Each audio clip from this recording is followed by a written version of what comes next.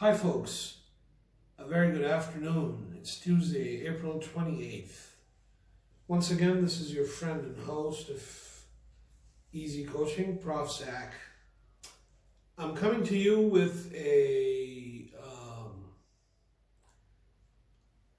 Power Pack class today. It's the Ielts test explained. Now, for my existing students, this should be sort of like a refresher, and for potentially new ones, this will be really important information which they'll find useful. So I'm going to walk my lovely audience through the entire nitty-gritty of the Ielts test. The whole A to Z of it, from start to finish. So let's get into it without further ado. The Ielts, or the International English Language Testing System, which the Ielts is an acronym for, is a measure by which a person's ability in the English language is assessed. And I want all students to take note that it's nothing to be intimidated by. I mean, it's no mountain lion. It's just a language evaluation. So think of it as nothing more or nothing less. So many times I get a bunch of students in the class that come in and ask, well, I'm confused, I don't know, I don't understand this about the Ielts, I heard this, I heard this rumor, my cousin said this, my family member said this, and they're so intimidated and they're so nervous because of all the myths that they've heard and of all the stories that they've heard out there, all the folk tales. The first thing I tell them is that don't be intimidated, take a deep breath, throw the fear out the window. It's nothing but a language evaluation. The test itself has 4 modules: the listening, reading, writing, and speaking. So they test your ability in the English language based on the foundation of 4 components or 4 modules. They test your listening ability, they test your reading ability, they test your writing ability, and they test your speaking ability. Each component carries a maximum weightage called the band of 9. The average of the 4 bands gives you your overall band out of 9. So each of the 4 modules, listening by itself, reading by itself, writing by itself, and speaking by itself, carries an individual score, or what the Ielts people call the band, a maximum of 9. And when you average the maximum band individually out of 9, for each of those 4 modules, out of 4, that gives you your overall band out of 9. And that's how that works. So I just say that the International English Language Testing System, or the Ielts, it's an easy squeeze. No big deal. Easy peasy, Japanesey. Now folks, keep in mind that in our country, Pakistan, this test is conducted by 2 main examination councils. Those 2 examination bodies, namely, are the British Council and the AEO, which is the Australian Educational Organization. Although it's important to note that the British Council does not prepare the test itself. This is a common myth out there. So here's a myth buster for you. The British Council is not the body that prepares the Ielts test. So you can throw that rumor or throw that myth out the window. The testing papers are actually put together by the Cambridge University of England. Now, the order in which the test is conducted, in my knowledge, has not changed in almost 2 decades. Before the Ielts, there was one other popular global English language assessment test called the TOEFL before the Ielts became the Test Frequa. The TOEFL stands for the Test of English as a Foreign Language. Before the Ielts, this is the test that all students and immigration applicants most commonly took to demonstrate their ability in the English language. Now,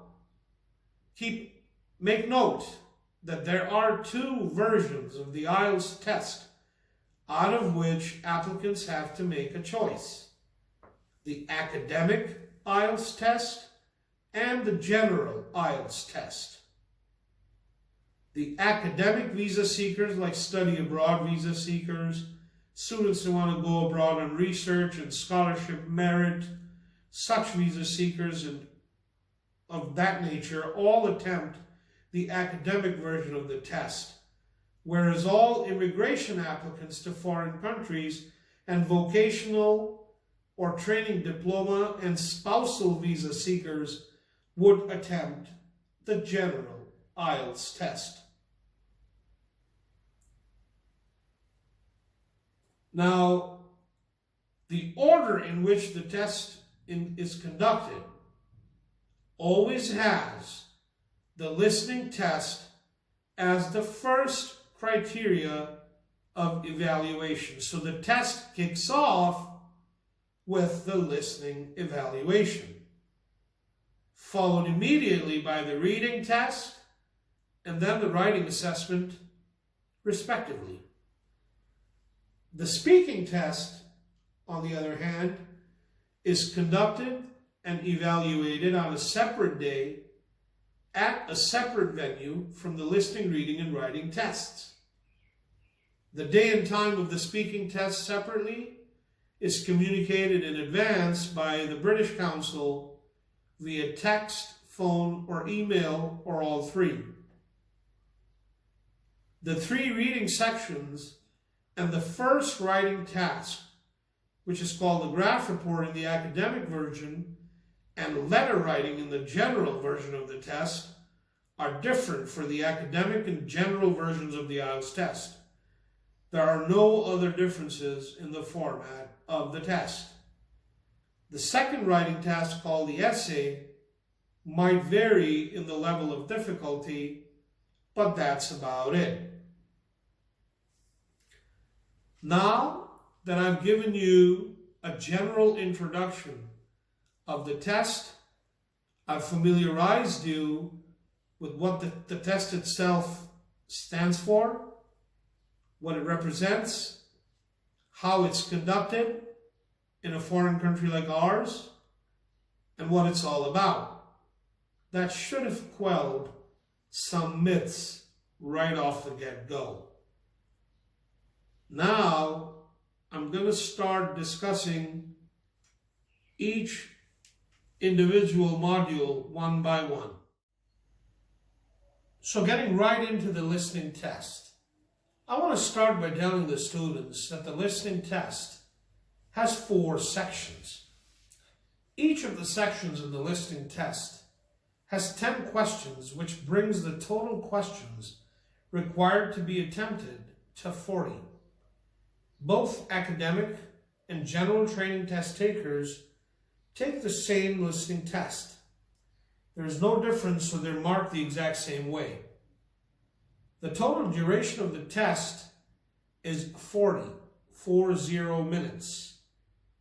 In section 1, you listen to 2 speakers, while in section 2, you listen to 1 speaker, and in section 3, you could listen to 2, 3, and rarely even 4 speakers, while section 4 goes back to 1 speaker. The length of each audio clip per section is approximately 5 to 6 minutes in duration. You're given a minute to review the questions at the start and a minute to review your answers at the end of each audio clip. The very first section kicks off with a solved auditory example, and it's highly recommended to pay close attention to that solved example. It is important that at the beginning of each section, you read the questions for that section carefully before the recording starts. This will help you to follow the recording while it plays and identify the right answers.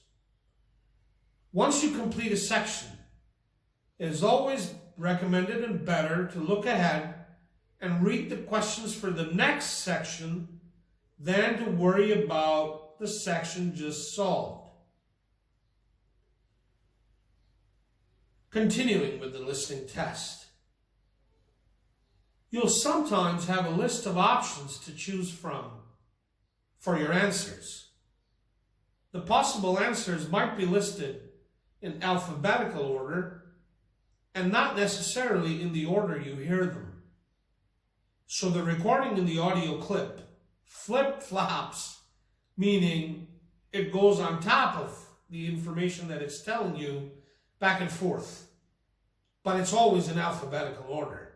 This will happen a lot in the completing a map type of questions in the listening test, of which you'll frequently run into such questions all the time.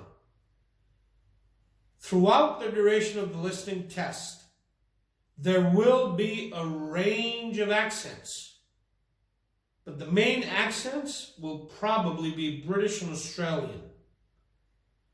As far as spelling is concerned, Ielts accepts both American and British standard spelling. In the questions given, be careful to note the word limits specified in the instructions. For example, if there's an instruction that says, write no more than 2 words, well, writing more than 2 words will mean that you will receive no marks at all for your answer, even though some of your words may be correct. In the recording, try to listen for key words or synonyms, meaning words that have the same or nearly the same meaning as another word from the question to help you identify the answer. For example, in the recording, you may hear, she likes going to the gym and playing tennis. On your answer sheet, this could appear as she is an active person. I hope that made sense. Now, in the listening test, you may be asked to write down words that have been spelled out in the recording, phonetically, syllable by syllable. In order for you to do this well and capture each letter, you do need to know the English alphabet well and how each letter is pronounced. Just as an example, off the bat, the letter W is pronounced as W. So listen carefully for the words uttered, for the words which indicate which stage of the recording you are listening to. For example, if the recording says, firstly, my next point, to sum up, these words will help you identify which question you have reached. These are your clues. As you are listening to the recording, cross out the options that don't fit. Eliminate choices. This makes it easier for you to find the right answer.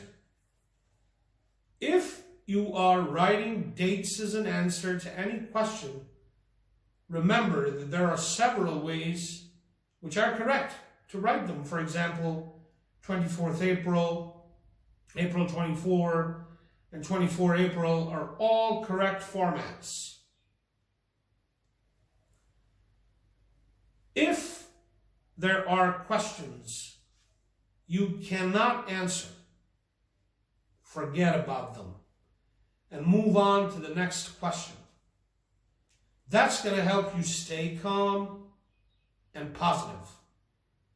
Go back to those questions at the end if you have time.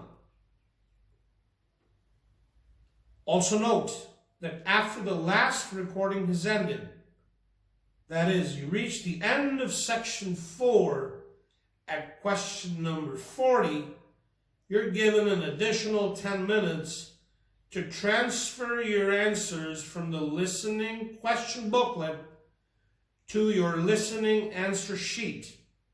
This listening answer sheet has been handed to you separately before the start of the test at the time the listening question booklet was given out to all the candidates in the examination hall. So don't make the mistake of copying your answers across to their corresponding answer box in the answer sheet in between sections, or you're going to definitely miss important information about the next section of the test. I urge you that you should wait until the end of section 4 before transferring your answers. The instructions will be announced for you to follow at every step of the test. So guys, that was a comprehensive understanding of the listening test as best as I could give it. Bear in mind that patience, staying calm and relaxed is the key to success here. Well, that and really keen attention. So good luck all with the listening test. Right, so folks, moving smoothly along, progressing into the reading test, the reading module of the Ielts test. I call it a brain explosion, a brain burst. It's a 1 hour no blinker really, meaning you can't blink an eye. You have to stay awake like a zombie. I mean, in my opinion, the Ielts reading test is nothing but a really mind-boggling brain teaser. There are 40 questions that are divided into what's called, in the general version of the test, 3 sections, and in the academic version, what are called the passages. So there's section 1, 2, and 3 in the general Ielts reading test, and passage 1, 2, and 3 in the academic Ielts reading test. Each section passage presents 13 questions, with one of them that has an extra question in order to complete the full 40. So you're attempting 40 questions in 1 hour.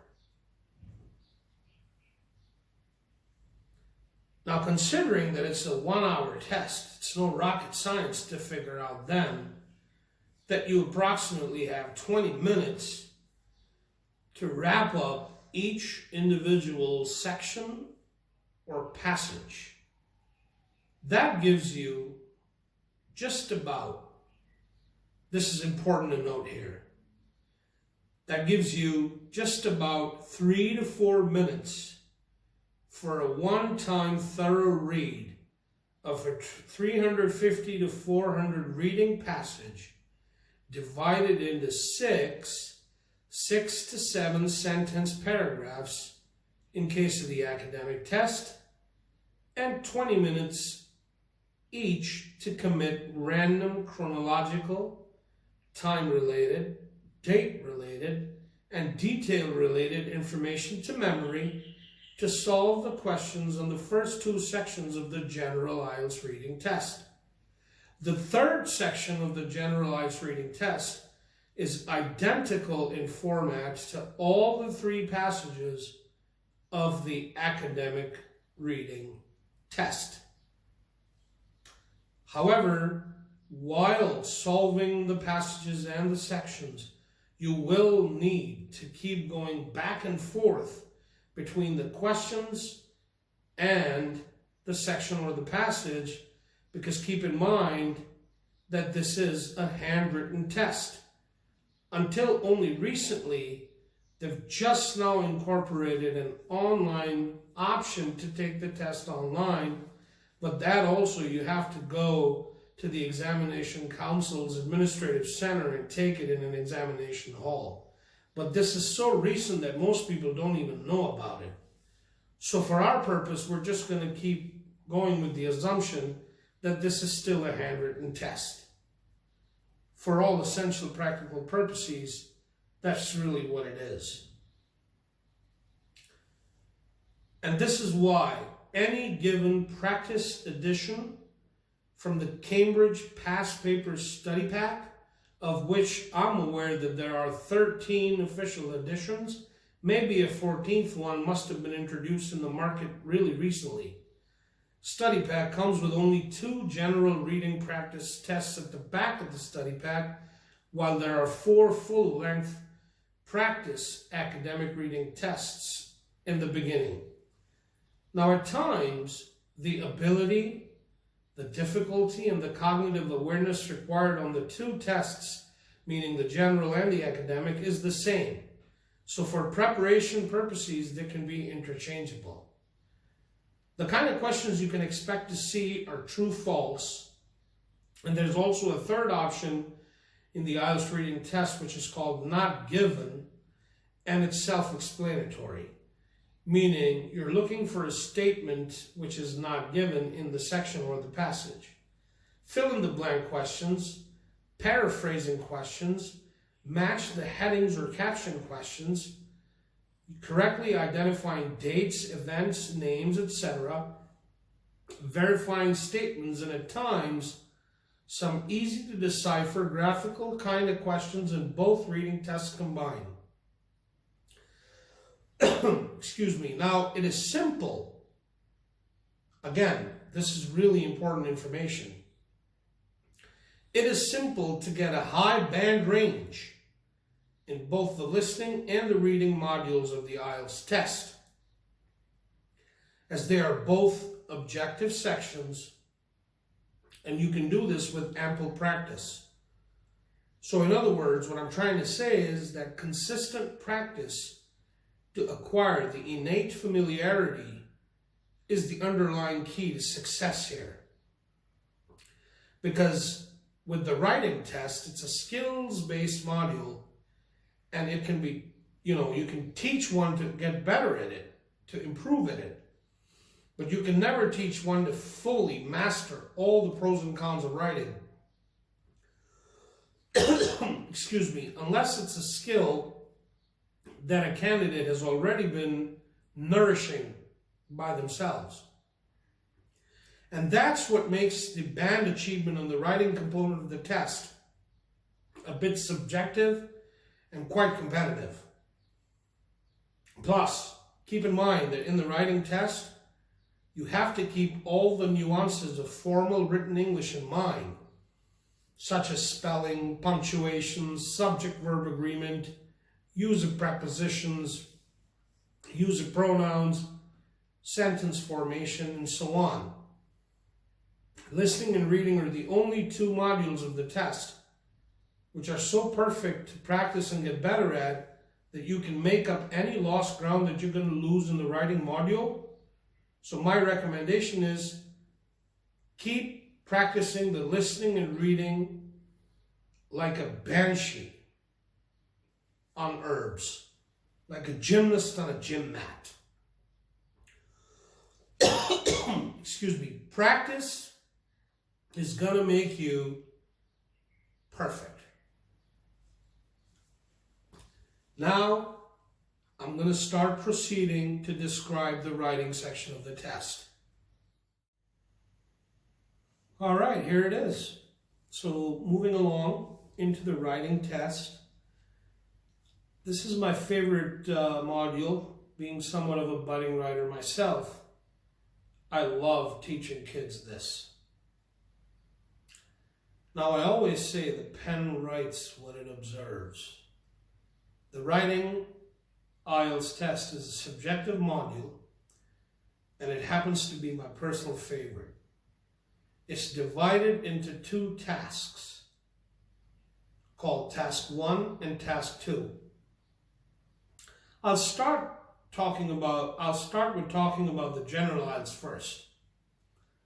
Task 1 is called letter writing. It's a total duration of 20 minutes in length, and the word limit is 150 words. The IELTS Examination Council counts every article and every pronoun as a word as well. You're required to write either a formal or an informal letter. The directions for what to draft in the letter are given to you in the form of a 3 to 4 bulleted list.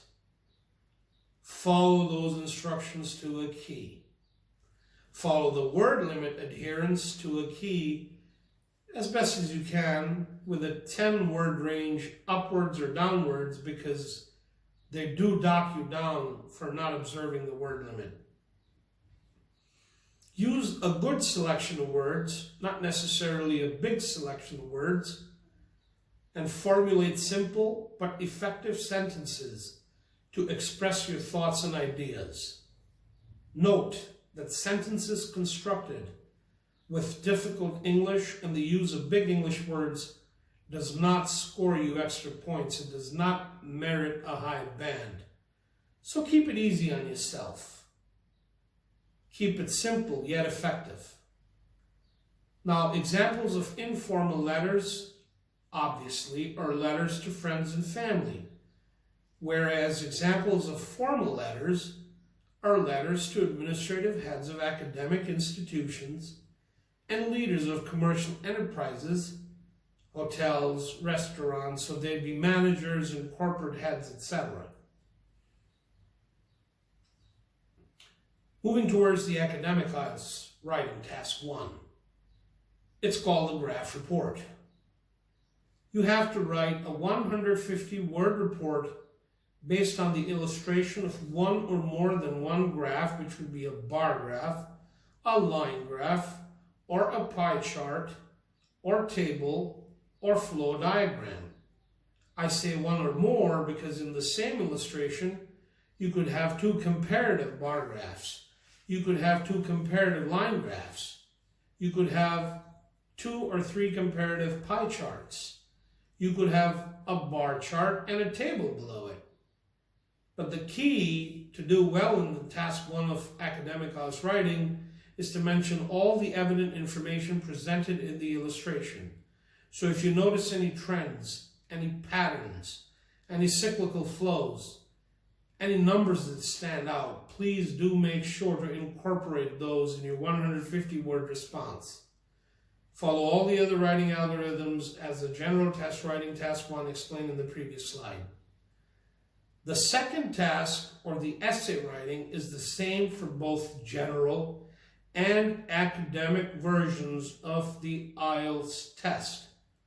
You have 40 minutes to draft a 250-word essay on an assigned topic. There is no choice, and you must write on the given topic. Some of the general IELTS essay topic types are agree-disagree essays, problem-solution essays, cause and effect essays, advantages and disadvantages essays. In the academic IELTS, the essay topic types are almost always opinionated essays based on direct observation, academic reading, personal experiences, etc. So an example of a general IELTS essay topic could be something like, parents are the best teachers. Do you agree or disagree? Whereas an example of an academic IELTS essay topic could be, some people believe that by giving the capital punishment for crimes such as murder, society also becomes guilty of committing murder. Therefore, life in prison is a much better alternative punishment for murderers. What are your views on both sets of beliefs? And just to cap the discussion off, I'd like to play one of my own Ielts essay videos.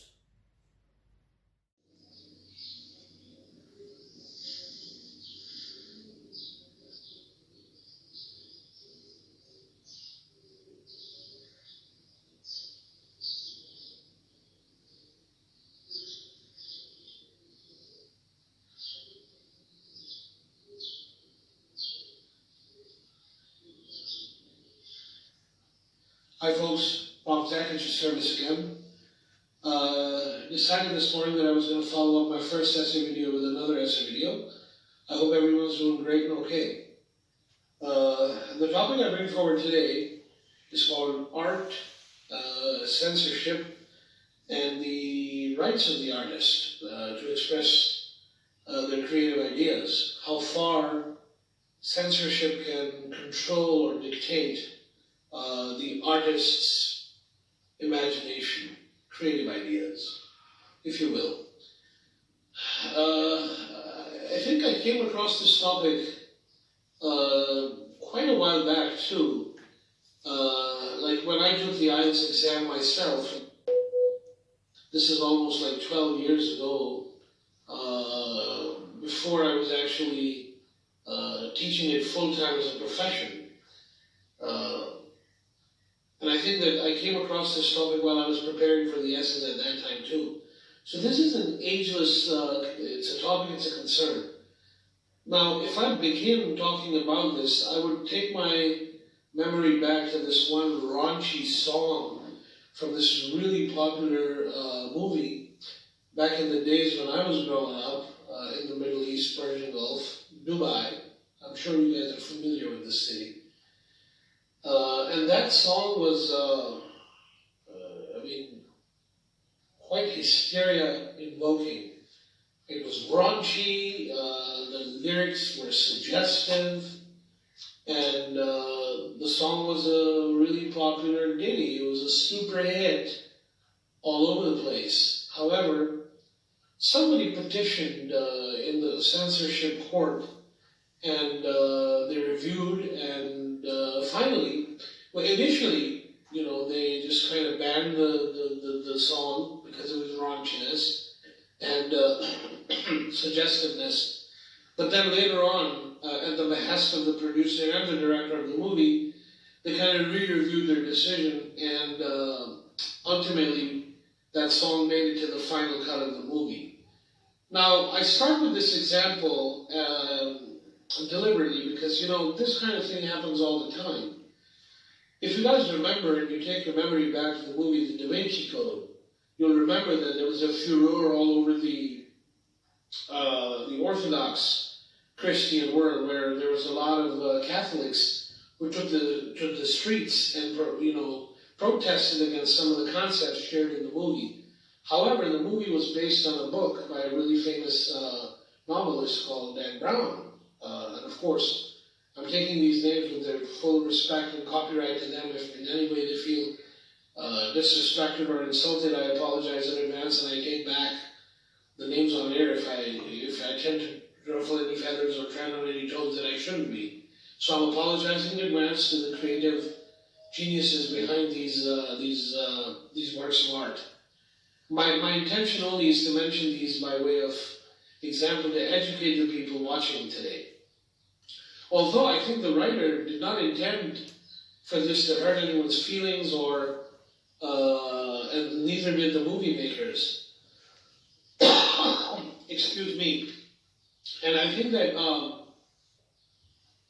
ultimately, whatever content was in the book, and they reproduced it into the film, it ultimately made the final cut, and it was in cinema theaters all over the world. So now my question is, what is the extent to which there should be artistic freedom of expression allowed? I guess the first question that would come to mind is, when we say freedom of expression or freedom of speech, and that's a constitutional right in lots of countries, lots of democratic countries. I mean, does that entail even artistic expression as freedom of speech? I mean, that's just a question. And again, I'm thinking out loud here, you know. No offense intended. I'm not trying to ruffle any feathers. I'm not trying to initiate any controversy. I'm just thinking out loud because I'm trying to help my students do some brainstorming before they actually start attempting these IELTS essays. Some of these essays can be tricky, you know. You can get confused on what stance to take. You can think about, should I be in favor of this motion? Should I oppose this? And that could waste some of your precious time, you know. You only have 40 minutes to write a 250-word essay. You can only think so much, and then obviously with only a 250-word limit allowed, you can only insert so much in about a page and in 3 quarters, you know. So you have to be very precise in your thoughts. You have to be very precise in the examples that you use to compose and structure your essays. So I started with some of these specific examples just as a way of thought-provoking, to be thought-provoking for the students who are trying to learn the best way to write these, attempt these assignments, the writing task too, in the IELTS exam. So now, my question again remains, and this is something to think about for the kids watching, and in fact, all the people that want to learn how to express themselves by writing creatively. This is a thought for them, you know, just so that they can think about these things. So when we say freedom of speech as a constitutional right, does that, in parentheses, entail creative freedom of speech unhindered? Or should there be a censorship board that dictates or guides or puts down some directorum, you know, for artists, whether they're musicians or lyricists or songwriters or producers or directors or movie makers or actors, etc., etc. Is there a limit? Is there a range that you can place on a writer's creativity or an artist's creativity? I apologize. If I remember reading my historical material correctly, I remember that when Da Vinci was painting Mona Lisa, there was a huge controversy surrounding that painting as well. Some people accused him of somehow stereotyping or typifying the ladies and women of that time because he was spending quite some time with Mona Lisa trying to capture her caricature in that way. And I mean, it's a painting that represents, you know, a high pinnacle of artwork. But then over the ages, this is a painting that inspires many budding artists and painters of today and maybe the future. Similarly, in the past, I think Pablo Picasso, throughout his life, was always criticized and mocked and, you know, bullied verbally for his work, which was really ahead of its time. There have been many directors and there have been many movie writers who put a screenplay together, who write these stories that are well ahead of their time, and people are just not ready to absorb or grasp the concept, and they become subjects of controversy all over the place. Whether it's for their written content, whether it's for their intended content, and so on and so forth. So again, then the question is, can we really select a few jury members to form something that we call a censorship board? And then the censorship board, are these people that are included in the censorship board, are they artists themselves? Are they bona fide artists? Are they recognized artists? Are they people that have a substantial body and volume of work that can evidence their ability to actually ascertain, you know, whether this material is, censorship worthy or not? And if that's not the case, if these are just regular Joes who put together a censorship board, then really it should always maybe be left best to the audience to decide whether this work is something that people find offensive or it hurts their feelings, so on and so forth. And again, This is entirely academic. This is only due, it was the topic that was in the essay, in the exam. It's not my topic. I didn't think of this. I'm just thinking aloud. And again, I'm not trying to ruffle on any feathers, step on any toes, inspire controversy. That is not my intention at all.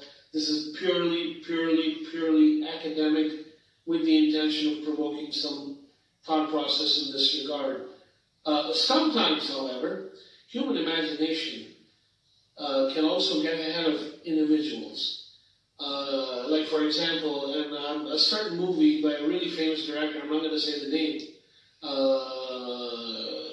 he's very famous for making several movies that are cult classics now, with really famous actors. There's one of his movies that attracted a lot of controversy, for example, for the concept that it projected on screen, even from the novel that it was based on. There are some novels that actually stir controversy when they first come out anyways. So my question is, the artist should be responsible to be aware enough to know, firstly, I think, this is strictly personally my opinion, and it's just an opinion academically, nothing else, nothing political about it. The artist should have the responsibility to be aware of, firstly, what region their artwork is going to be displayed in, what religious practices or what spiritual practices people indulge in those particular demographic areas.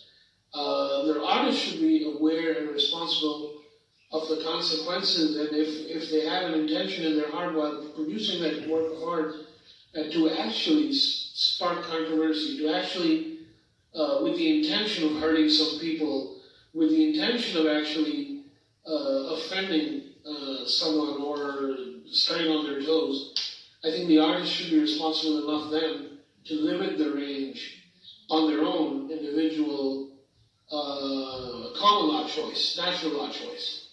And by choice, they should just select,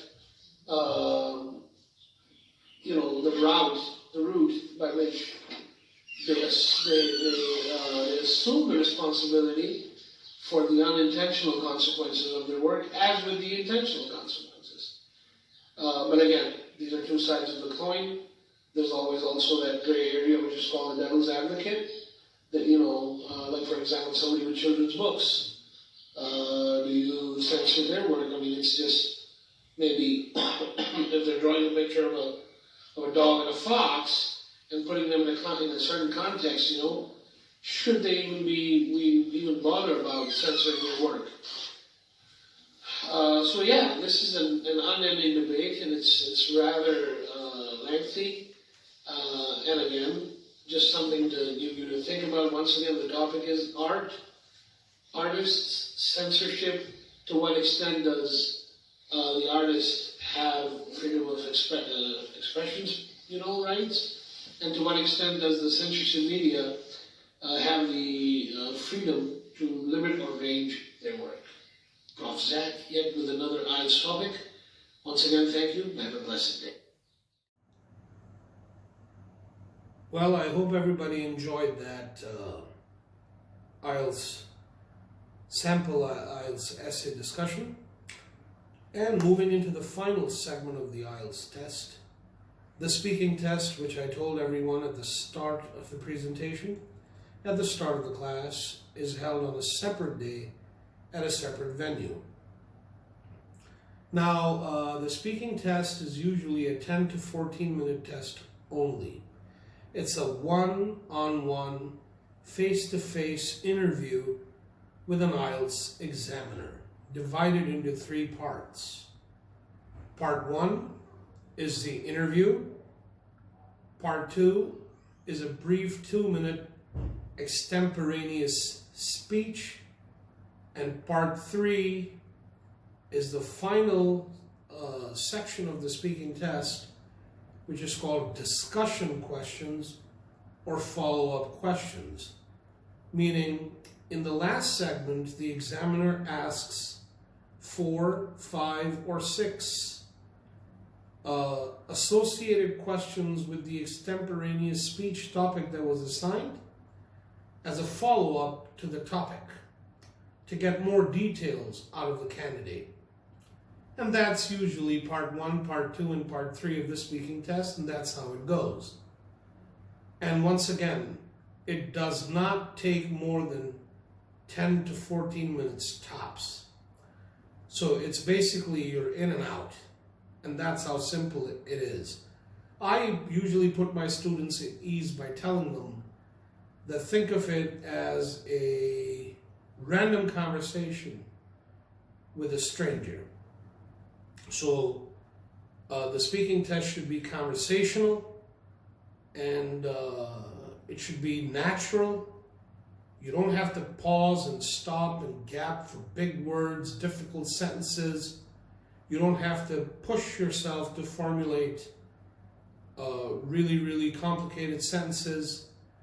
There are no right or wrong answers, so just give whatever comes naturally and try not to exaggerate the truth or lie too much, in the sense that don't lie at all, I recommend. And that way you won't get yourself in a tongue twister, and you won't have to get stuck in a situation where a follow-up question might suddenly stump you for an answer, and you might get paused just out of being caught by surprise. So for this speaking test section, to demonstrate how it goes, I will perform a monologue of a speaking test demo, and I'm going to do a dry run for you. And I'd like you to just pay close attention to the questions and some of the pretend responses that I give. I'll be performing the role of both the examiner and the candidate. So just watch out for the inflection in the voice and pay attention to the 3 parts I talked about. So on test day, it would go something like this. You would walk into a room, you'd be greeted by the examiner, and you'd be sat down at a table that would just have one Walkman type looking recorder that was going to record the speaking conversation so that they could rerun it later, just to make sure that the notes that the examiner took. The examiner wants to make sure that the notes that they captured are indeed accurate, or if they have to replay your tape for other linguistic experts on the team, just to make sure, just to give you an accurate band, they would like to have a record of the speaking test, a documented record of that on tape. And that's why they record it. So there's no need to be nervous about looking at a recording tape cassette player.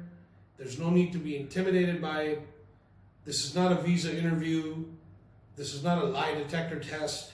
This is none of that. So this is just a speaking verbatim test of your linguistic ability in the English language, the ability for you to comprehend some questions and give an answer, give informed responses to those questions. That's how simple it is. Excuse me. So on test day, it will go something like this. Hi, welcome to the Ielts test. How are you today? And obviously you'd say something like, I'm doing well, thank you, and how are you? And they'd say, thank you for asking. I'd like to begin by asking you, did you notice something unusual along the way for your test today? And you'd say, well, not much unusual. Traffic was a buzz as usual. There was people on the streets and the usual crowds, so the hustle and bustle was pretty norm. Clouds were forming in the northeast section of the sky, so it appeared as if it was going to rain, and that caught my fancy. As I was parking and walking in, that's the thought that overcame my entire thought process. I kept thinking to myself, it's gonna rain today, and I was fascinated by that idea. And then they might ask you something like, what kind of weather do you enjoy mostly? Warm weather or cold weather? And you might want to say something like, well, living in Pakistan, it's a hot and humid country most of the year round, so I'm a big fan of cold weather, and I enjoy the winters when they come around.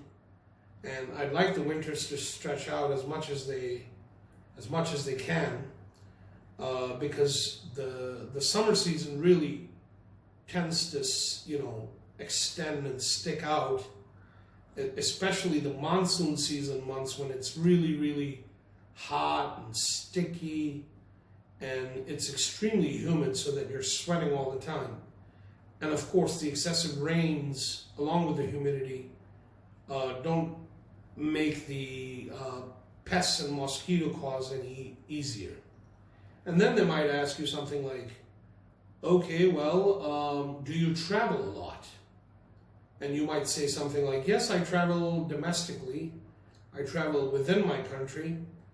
What kind of areas do you like to travel to mostly when you do travel in your country? And you might want to say something like, I like to travel in the northern areas because they're hilly. It snows there in the cold season. In the cold months, they get a lot of snow. They're popular tourist destinations, so you get to meet new people, you get to run into strangers all the time. And then, of course, the prices on the tourist spots like hotels and restaurants are really a steal, because especially in the summer season when it's not snowing and it's lots of people have summer holidays and people frequent those places a lot, you get really good prices at good hotels, and so you want to really frequent those places, and that's what I like to do. I like to travel to the northern areas of Pakistan, especially in the summer season and in the cold season if I want to enjoy the snow a little bit. And then they might ask you, tell us about your experience living in the city you live in. What kind of neighborhood do you live in? And you might want to say something like, well, I live in an average-sized neighborhood, medium-sized houses, not too large, not too small. On average, every household has about 3 to 4, or maybe sometimes 5 or 6 family members, with, of course, some house help. And so it's a crowded neighborhood at times. There's a couple of recreational parks in the neighborhood that kids and families frequent in the evenings, and you'll see a lot of people strolling and just kind of, taking some time off in the evenings. So people get to socialize, and it's a friendly neighborhood. And then they might say something like, are there any famous schools or hotels in the neighborhood that you live in? And so on and so forth. So they might, in the beginning, the part one, the interview, they might just ask you questions about yourself, places where you live, places where you've been, the clothes you like to wear, the food you like to eat, what kind of songs you like, what kind of music you're into, what kind of TV shows you watch, so on and so forth. So it's like a brief interview about everything that's questions that are directly targeted towards you, your likes and your dislikes and your opinions on those issues. Once that part's over, they then announce by saying, we're now going to progress into the speech segment of the test. I will give you a topic and you'll have 1 to 2 minutes to prepare your answer. You can take notes if you wish, and then they might give you a topic such as, for example, describe your favorite teacher in school, or describe your favorite historical place to visit, or describe the 4 seasons in your country, or describe 2 major festivals in your country. So topics vary. They're very simple, they're very straightforward, and it's not easy to come up with a response to those topics on the spot. So they're extemporaneous, and they're very easy to think about. They give you note cards to bullet list your thoughts and ideas. They give you a pen to do that, and you can put your thoughts into paper. They give you 1 to 2 minutes to do that. So they allow you to take notes. Once you're ready for the answer, they confirm if you're ready, and then you start performing, you start delivering your speech. So for example, if I got the topic that said, describe your favorite teacher in school and why were they your favorite teacher, I would say something like, my favorite teacher at school was Sir Jones, Mr. Jones, and he was my favorite teacher because he was a great sports teacher, He was educated not just in the discipline that he was teaching us in, which was the physical discipline, but he also had knowledge about sociology and things related to philosophy and things and art and things like that. So he was popular with all the school kids because he always was brimming with knowledge about ideas and concepts and things like that. So he was also friendly towards students. He was always lending a listening ear. He was always available and friendly to help students out with other schoolwork such as math and economics as well. So apart from his superior knowledge in fields of discipline, it was his amiable personality, his amicable personality, his friendly disposition, and his ability to address student issues and resolve them that made him so popular with other kids at the school, apart from me as well.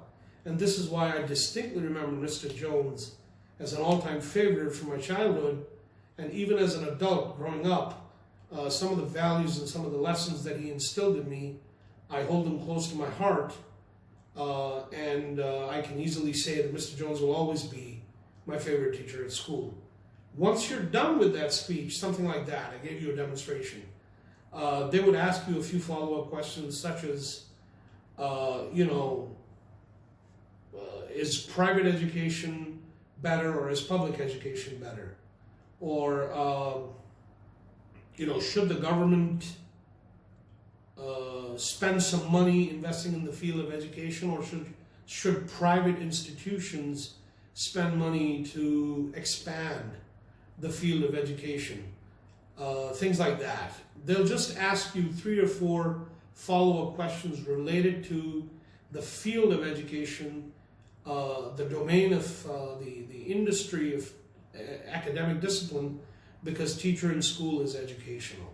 And that's how the speaking test will go. Once you're done, they'll thank you for coming in, and that's all you have to keep in mind. Those are all the pointers that you should take home with you. Once again, thank you for listening. It's been a wonderful class. This is your friend and host, Prof. Zach of Easy Coaching, signing out with Ielts Explained.